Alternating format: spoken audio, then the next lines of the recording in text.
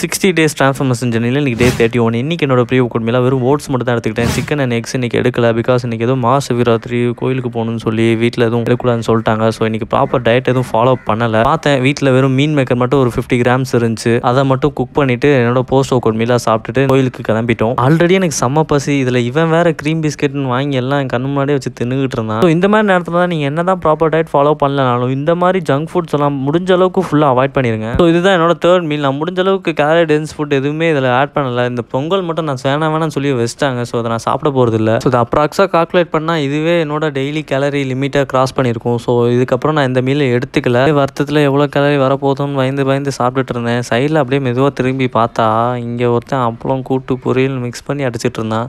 Right நம்ம டயட்டில் ஃபால்ட்டாக இருக்கணும்னு சொல்லிட்டு லாஸ்ட்டாக ஒரு மோரை மட்டும் குடிச்சு இந்த டேவை கம்ப்ளீட் பண்ணிட்டேன். ஸோ கைஸ் இன்றைக்கி என் டயட்டில் ஆட் பண்ணியிருந்த எல்லா ஃபுட்ஸுக்கான மேக்ரோ நியூட்ரிஷன் டீட்டெயில்ஸ் எல்லாமே அப்ராக்ஸாக கால்குலேட் பண்ணி கேப்ஷன் ஆட் பண்ணியிருக்கேன். So diet and work out ரிலேட்டடாக எந்த டவுட்னாலும் கீழே கமெண்ட் பண்ணுங்கள்.